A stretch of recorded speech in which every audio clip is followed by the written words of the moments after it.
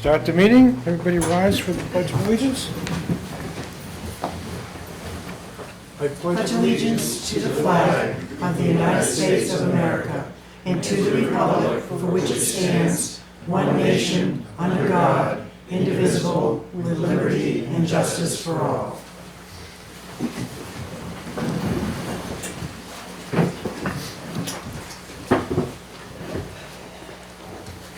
Almighty God, you are the source of all wisdom and understanding, and you hear and answer those who call upon you. We pray for your blessing and your guidance for those who've come together tonight to conduct town business. They acknowledge your presence here and your hand upon them. And we praise and thank you. In the mighty name of Jesus. Amen. Amen. Okay, public hearings tonight, there is none. We have a presentation. District 2 Councilor Cindy Warmington.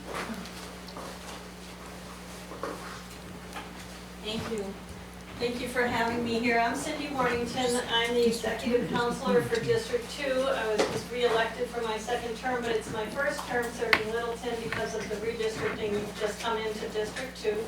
So I've been spending a good deal of time getting about the district and learning what the unique issues are throughout the district. My district now extends from Keene to Concord, Plymouth, Ashland, Holderness, all the way up to Littleton, Bethlehem, and even the Mount Washington Hotel. So it's a big district, and I'm trying to get around to all the cities and towns, and just listening and hear what your needs are. And when you tell me and when I learn what the unique issues are here in your town, I can better represent you at the council table. So it's a pleasure to be here tonight, and thank you all for having me. Thank you.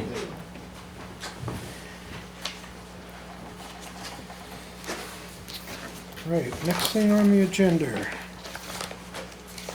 We have a presentation from New Hampshire DOT on the bridge improvements. Turn it over to David Scott. Thank you. My name is David Scott, and I work for the New Hampshire Department of Transportation with the Bureau of Bridge Design. I oversee the in-house design section, and I'm acting as project manager for the project shown on the screen to address these 4 bridges carrying I-93 through Littleton. The design firm of HEB is doing most of the design efforts for this project, Chris Fournier and Trevor Ricker. And along with me tonight are Paul Lovely and Dylan Schmidt, who will do part of the presentation to describe the environmental efforts. The big reason we are here is to get your input regarding this proposed project. And at this point, I will turn it over to Chris Fournier so that he can do the presentation. Once Chris wraps up, I will be back up to discuss the municipal work zone agreement, which I forwarded to you, and we can discuss it. Okay. Thank you, David. So yeah, just a quick outline of the project location. There's 2 pairs of bridges, basically just behind Walmart, between the industrial park, tucked away as I-93 passes through that section of Littleton. So just highlighting here, so a pair of bridges over the Amnestic River, and then 1 pair of bridges is over Industrial Park Road. So that's what we're talking about today. So just focusing on the Amnestic River bridges. They are much larger, as we can see, than the 2 Industrial Park Road bridges. So they're paired. They're about, just reviewing one bridge at a time. They're from the 60s, the early 60s, as a segment of I-93 was constructed. It was widened in the 80s to accommodate another lane of traffic.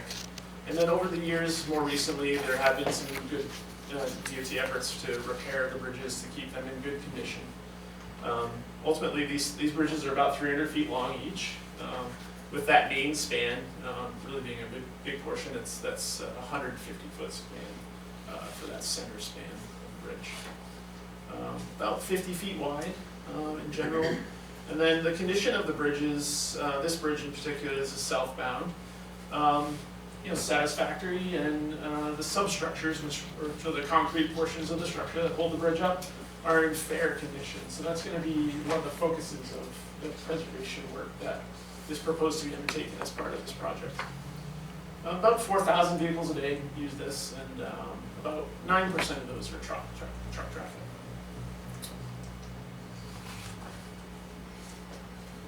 Similarly, the sibling bridge on the northbound side, constructed the same time frame, had much of the same repair work done, maintenance and preservation work done throughout the years. Very similar configuration as we approach exit 42 on this one. And again, similar condition as they've had, basically the same life throughout their time span of these almost 65 years. Just a few representative photos to just clue you in on what these bridges look like from just some different perspectives. They do have rather steep slopes as they come up off the Ammonoosuc River up to the abutments where we see it from the roadside on 93. This is a view looking north to exit 42. And then a fair representation of the concrete substructures that are holding up the bridges. These are what's considered to be in fair condition on these bridges, and we really want to keep these big investments and keep them in good shape. So that's why we're proposing a maintenance and preservation to keep them in good shape, make it a little bit better. Fairly good, and then there's some components of the structures that need some pretty decent attention that have been rusting since the original construction. So those parts and components haven't had too much attention and now are in need of repair. So the purpose and need for the river bridges is hit most of these points, but to perform bridge preservation, so we want to keep these bridges around. They were a big investment at that time, and it would be quite costly to replace, so we want to keep them in good shape. And really lengthen the lifespan of these bridges as well. That's really the main thing.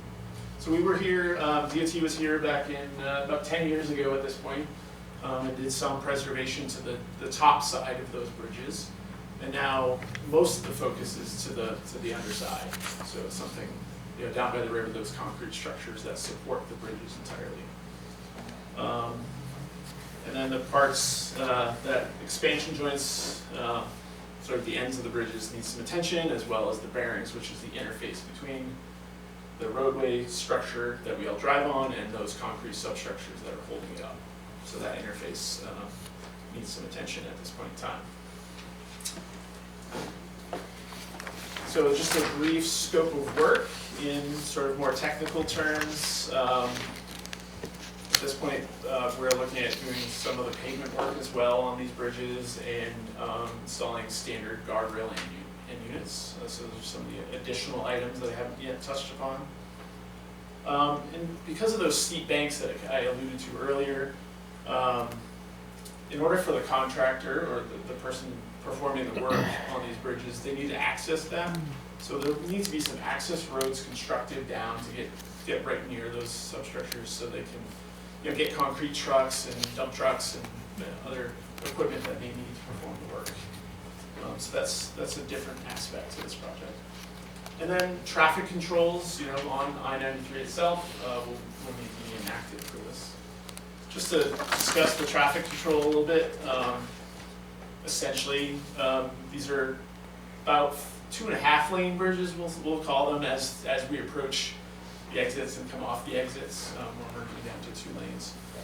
So one lane of traffic will be maintained during construction in each direction.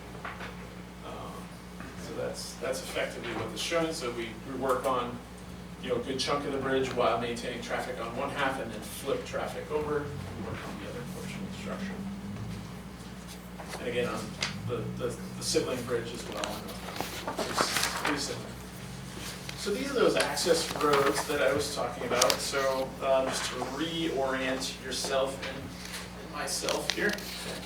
All right, so we got the Walmart store here, southbound River Bridge over in this vicinity, northbound River Bridge over here, and then the 2 industrial park road bridges. So we're proposing at this point an access road to, again, these steep slopes are not accessible to construction equipment. They're very hard to walk on, us being down there. Really just bringing a road in down to the road level from, the higher elevation that industrial park road is on, I-93 itself. And then this also depicts the state right-of-way as well. So that'll be part of the discussion as well. Kind of zooming out a little bit further view, again, Walmart, the wastewater treatment facility is over here as well. And then Industrial Park Road, and the Amnesic Rail Trail is also running adjacent to and then, the Amnesic River itself. So in general, those are the access road points that we're talking about. And then regarding impacts to national cultural resources, I'll check. Yeah, thanks.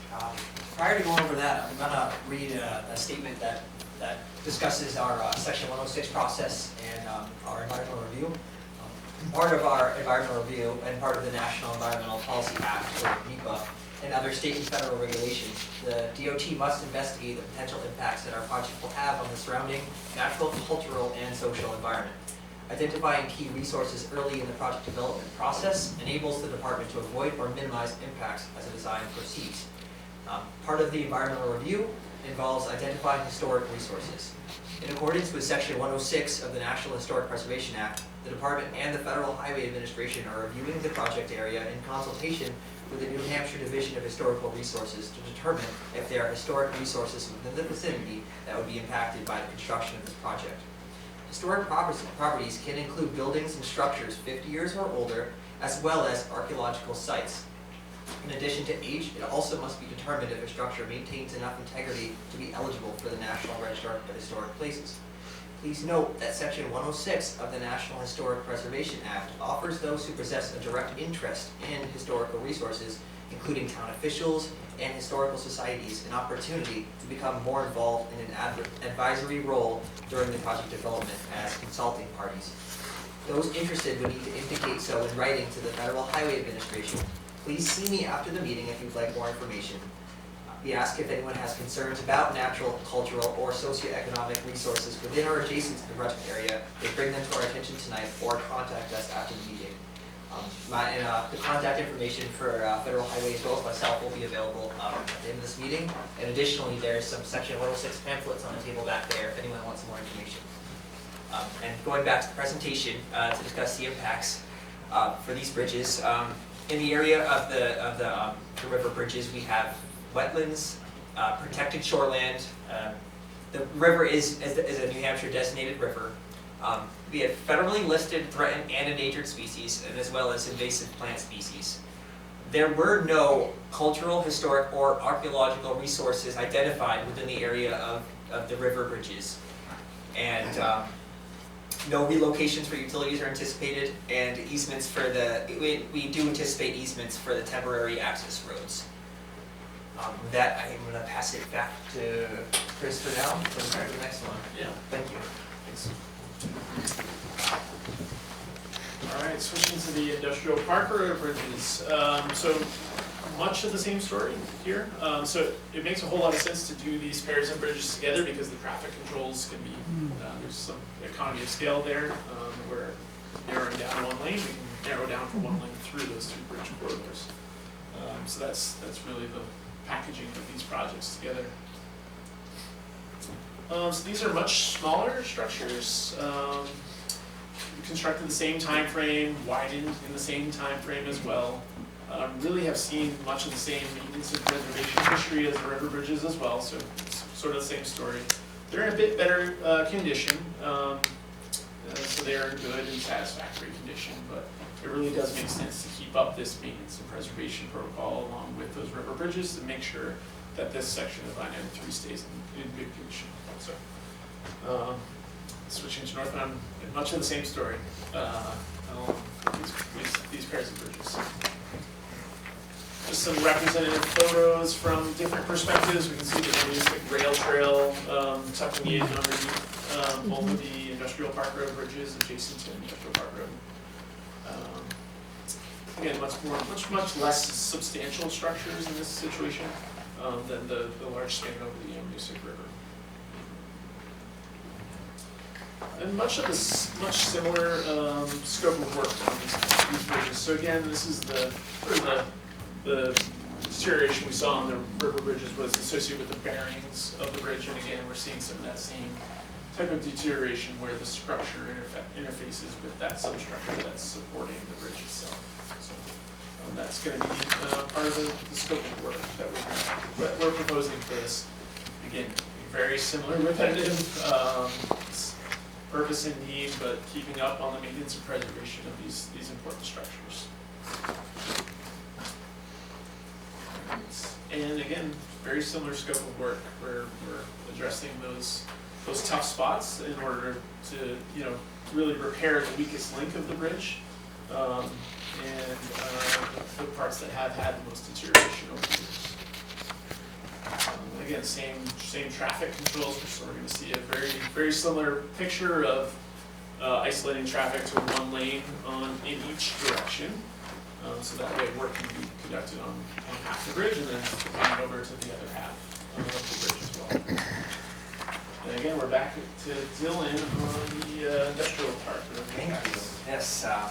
Hello again. So I'm going to go over the impacts for the industrial park and the bridges over the rail trail as well. For natural resources here, we have wetlands, again, protected shoreland. This designated river, federally listed threatened and endangered species, as well as invasive plant species. Those are the same. The Amanusic Rail Trail is a recreational 4F resource. It is also a historic 4F resource, and there's a slight difference. Sorry, I got lost for a second. The rail trail was determined eligible for listing in the National Register of Historic Places as a linear historic district in 1996 and was updated in 2017. And aerial utilities located on Industrial Park Road will need to be accommodated during construction. No easements are anticipated for these bridges. And just to touch base on, we did look into the bridges over the linear historic district, and the bridges are not considered to be in the linear historic district associated with the rail trail. So I think that's it for me. So thank you. Yeah. Just reminded me of one portion of this though. So traffic control on this, we are accommodating traffic on I-93, but also we do need to restrict traffic on Industrial Park Road as well as part of this project, because some of those substructures are right up against the edge of the road. So in order to allow a contractor to perform repairs on those substructures, Industrial Park Road will need to have traffic reduced for the duration of that construction activity. So just want to make sure that's a little bit different in this situation. Would the trail be impacted for the off-road vehicles that will start running in the springtime? Yeah, potentially. So I think we're, again, trying to enact traffic controls to maintain that access. That's the intent at this point.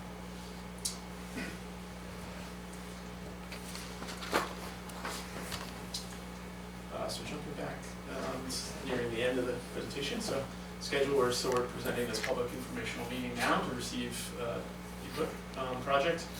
Looking to wrap up the final environmental document at the end of the summer in September, completing design this year, at the end of this year, December, and then putting it out to advertisement for contractors' bids to do the actual construction. Aiming for construction in the spring, summer of 2024, and then it looks like based on the magnitude of the project, it's going to have to be a 2-season project to get all this work done. And ignore the numbers, about $7 million right now is estimated project cost to do the work on those 4 bridges. So, but that completes the presentation here, and definitely open to receiving questions. Round this up. So, questions, concerns? I'll look to the select board first. Anything from, So, one of the things that considering is the traffic control on the industrial park road. You know, there's a couple hours in the morning where that's real busy, getting people to work, and in the afternoon, getting them back from work. Has that been considered in this particular project as far as, you know, the time that you're gonna limit this, or is it just gonna be, you know, are you planning on a stoplight with a one lane? How are you gonna handle this? That's my question. Sure, yeah. That has been the intent, because the construction of that, on that, or the repairs on that particular substructure take a lot of time. Yeah. Yeah, it would really restrict the contractor's access, I think, to that substructure, to have it be taken down and only have that small chunk in the middle of the day. So I think, yeah, we'll be, at least it's proposed right now to Okay. do one lane alternating with traffic lights. Yes. Just so that when people ask, we'd have an answer for them. Yeah. Can I ask? Thank you, go ahead. So one of the things that we decided to do, there's a portion of the industrial park road that ATVs can go down on the road. So that would be just something maybe to keep in the back of your head, so not just traffic, but we are having ATVs that will run alongside, then to go down to the road itself. It's just something to think about as far as the configuration of that. The other thing I was going to ask you, you have cultural resources. There were no cultural, historic, or archaeological resources identified within the area of the bridges. What if in building the access roads, you come across something?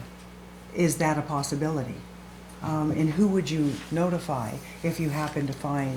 Yeah, we do have a process in place for that. I know when we do our initial environmental review, we also look for archaeological sites. So, like, assuming that we uncover something like digging or something like that, there are no known sites. So, you know, potentially just like anywhere else, like we might, you know, dig something up. There's a process for that. Work stops. We reach out to first it would be on our end. We have a historical program in the Bureau of Environment. Then from there, we go to the State Historical Preservation Officer, and then in DHR.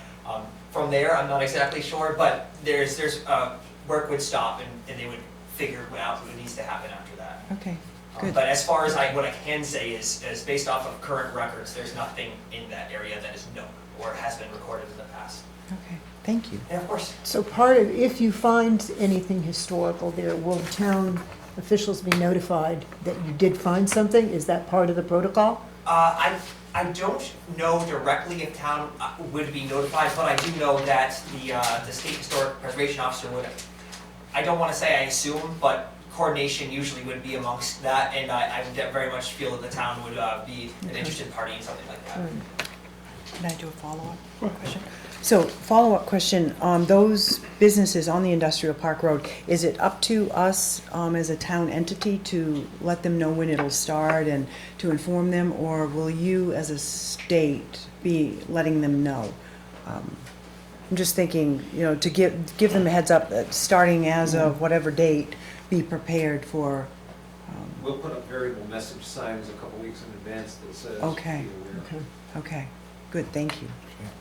Going back to the environmental question, I will assume, but based on the fill slopes that are here, probably that area's already been disturbed in the construction of the interstate. Right. So I would not anticipate finding encountering archaeological things. Okay. Yeah, just to add to that too, I think the access road that's coming from the wastewater treatment facility is an existing access road.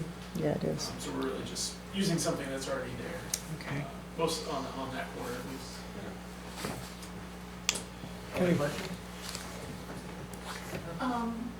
I moved up here from Florida, June 2018, and under the industrial park road bridges, there was construction going on under those bridges for 2018 and the following year, 2019. I think that Was was, that I just- think that was the Bureau of Bridge Maintenance, yes. So they were doing some interim repairs to get things tied over until we came through with this project. Okay, so it was not a major repair or anything No. like that done at that time? No. Okay. Just an assessment sort of thing. They were doing needed work, but it wasn't the end all be all. Okay, thank you. Paul? Paul Smith, Chief of Police. I have a request for a change to your agreement with the town. Sure. Do And you want to hold that off until I've explained it, or?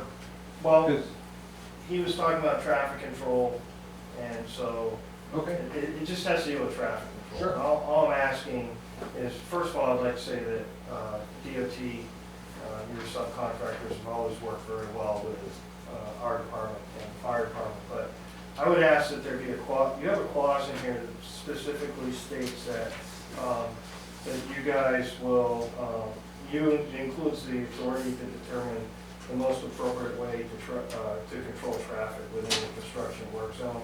I would ask that that authority only be given after consultation and agreement with the chief of police and the fire chief. Because we have to consider emergency routes, emergency response. We can also bring in concerns concerning OHRV routes and so on and so forth, because we have more local knowledge. And it would certainly be surprising to us when we're responding to an emergency call that we're not aware of these routes, nor have we given input of what alternate routes best affect the local traffic control. And fire and police both know that pretty much daily, what's going on. So I'd ask that agreement be amended. okay. And that the board would consider that when signing the agreement. That, again, chief of police and fire chief be consulted and are in agreement of your traffic control adjustments. Second thing I have is going northbound between 41 and exit 41 and 42.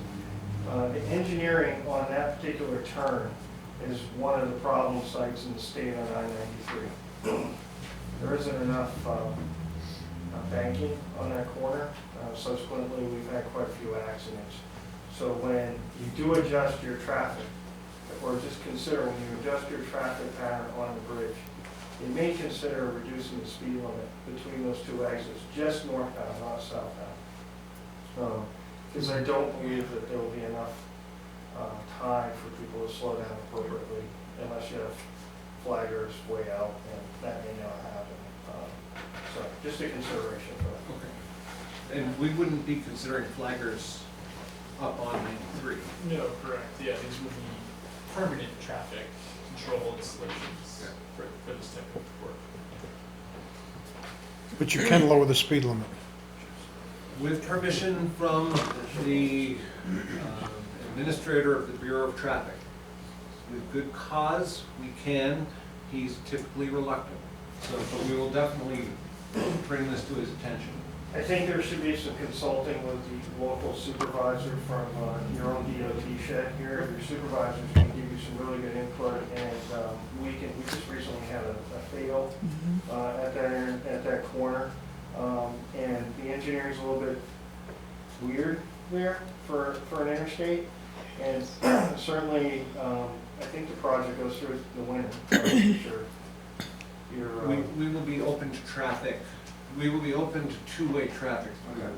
Just, again, consideration, I really think that you would be preventing, even if it's dropped 10 miles an hour, preventing perhaps a crash on that corner. It would be before the bridge site though. There's a super curve. Okay. It's right at the, Do a great job. He's talking right Yeah, yeah, that's when they come around that corner, yeah. it's extremely hard to brake before the bridge. It's a downslope there as well, if I recall. Yeah. Just, I consult your local supervisors. Yeah, thank you. Chief, would you think that the signage should be right after the on-ramp by the Irving station? I'd like. Because that's where, when you come on, that's where you build your speed Sure. up And to get to this corner. Absolutely, but if DOT agrees to change, just lower that northbound speed for Yeah. construction purposes during that time period, I'm sure that their engineers will decide best placement for the signage, and it's not up to me to tell them where to put the signs unless it's a really ridiculous location, so.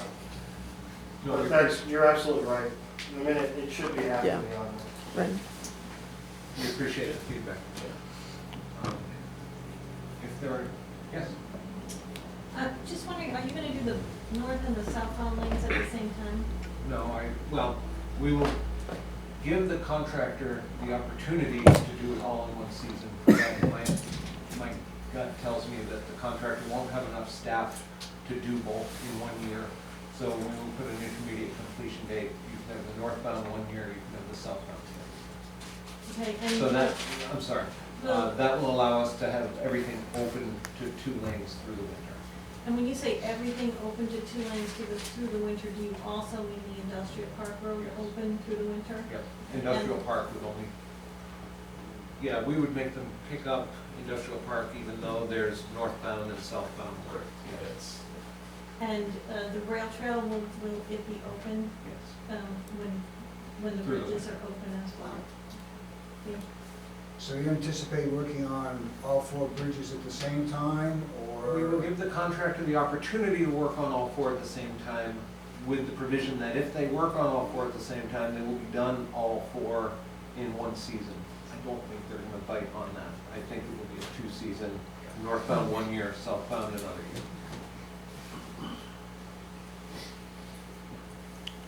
Any more questions? If there are no other questions specifically about the project, I would like to mention the municipal work zone agreement. We got a copy to you, that's what the chief was referring to. The municipal work zone agreement, there are some communities in the state that have laws on their books, on the local books that say, hey, if you're gonna be doing work on the roadway, you will have our town's police forces doing traffic control on your behalf. New Hampshire DOT understands state statute to read that when we are performing the work, we have the authority to undertake traffic control operations. Sometimes we do use local police for that effort. Sometimes we will use flaggers up on top of the road. We would quite possibly be using state police forces. But we ask for the agreement to be signed such that everyone is on the same page, that DOT, with the understanding that DOT is responsible for traffic control. They don't need a signed agreement tonight. We can certainly discuss the chief's proposed changes as we go on, but I did want to give you the opportunity to ask any other questions about the municipal works agreement tonight. But we have signed these before for previous work. Yeah. Okay, if there's no. Chad? Does the traffic control devices that we place at industrial park have preemption devices on them? We will make sure that is included. I think it's standard to our specs. Any more? I guess we're all set. Thank you very much. Thank you, Dave. Thank you. Thank you. Thank you.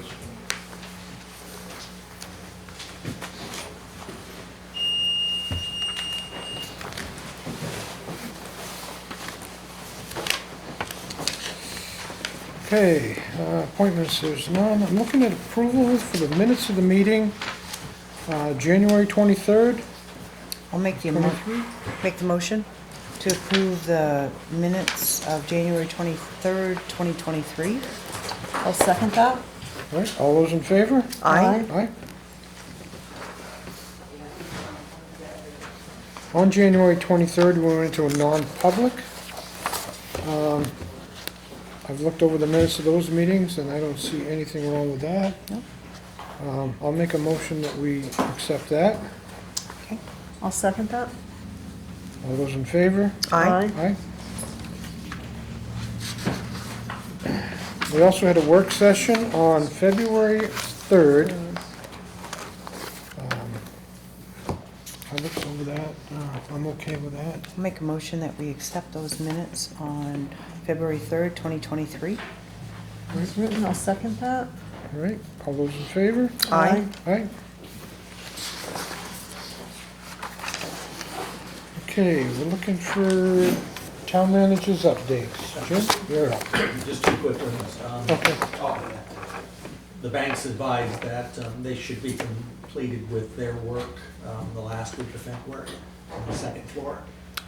And so we'll be starting the process with the paint and the carpet, and we'll be looking to most likely relocate back to the second floor the last week of March. But as we get closer, I'll notify you of the dates, because we'll probably do something very similar, shut down one day. Yep. Do it during the middle of the week so we don't impact people at the beginning and the end. So we can get moved down, get everybody set up, and then give a day to make sure there's no bugs again with technology, and then open up. But that's moving along. Okay. And also, I'll be keeping you up to date. The bank has reached out for renegotiation of a second lease that they'd like to see in place by June, but I'll keep you updated as those terms and all are coming through. Okay. Yeah. Okay. Thank you.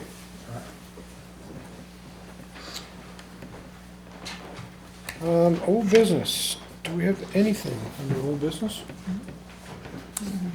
No, I'm all set with that. New business. Opera House, we're accepting NHSCA grant funds for the first Fridays in 2023. Adam? Adam Rizek, Opera House Manager. I applied for and was awarded a grant from the New Hampshire State Council on the Arts for partially funding this year's First Friday events. We got a grant from them last year, the amount of $4,800, got a little bit more this year. I'm just looking for the board to accept those funds so we can receive a check. I'll make them. Go ahead. I'll make a motion that we accept the funds from to be only used by the Littleton Cultural Arts Commission for the funding of First Fridays in 2023 of $5,100. $5,100. $5,100. Okay, yep. I'll second that. Okay, all those in favor? Aye. Thank you, Adam, too, Yeah, for thank doing you. that.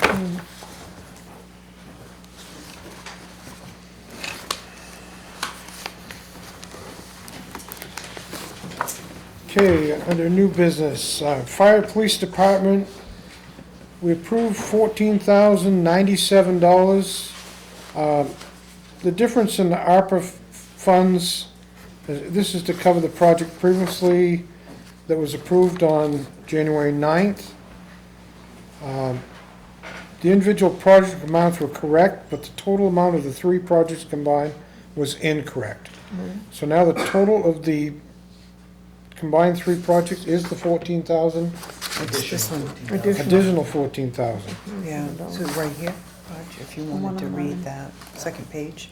Okay, yep. One of those. No, I don't have that one. Do you want me to read it off? Yes, I do. So the total project was $109,484.20. We Yes. approved on January 9th, $95,387.30, but there was actually a difference that we needed to still approve of $14,097. Got it. All right. So I'm looking for a motion, I'll make that motion. okay? Yeah. I'll second. All those in favor? Aye. Aye? Well done. Just for an update, then that leaves us an additional $102,664.06 remaining out of the ARPA funds that were received in 2022. Okay. Okay. All set there. Board of Selectmen topics. I have a, Have any discussion? yeah, I just have a couple things. Theater Up is now doing the play Assassins. And if you have a chance to go to the local play, I mean, it's phenomenal. And I've heard some great reviews on it. Bill and I are going next Sunday. I don't know if he knows that yet or not. He does now. Tickets, You're paid, Bill. tickets for next Sunday. All those in favor? Yeah, yeah. Yeah, don't agree, right. So the next thing I'd like to share too is thank you to all that prepared for the deliberative session. You know, I think about, those things don't just happen. So behind the scenes, the office staff, the budget, the, everything that goes into it. And I overall, I think it went very well.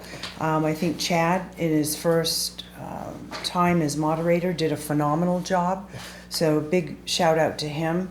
And then also as a reminder, March 14th is voting day. So it'll be at the DPW garage, so March 14th. So we'd like to see everybody there. Linda? The school deliberative session went well, went very well as well. Chad did a good job there. All right. Next on the agenda is public comments. So those in attendance will have the opportunity for public comment of 3 minutes or less. And there again, it's not a question thing, it's a comment. So anybody? Rudy? I just want to ask you guys a simple question.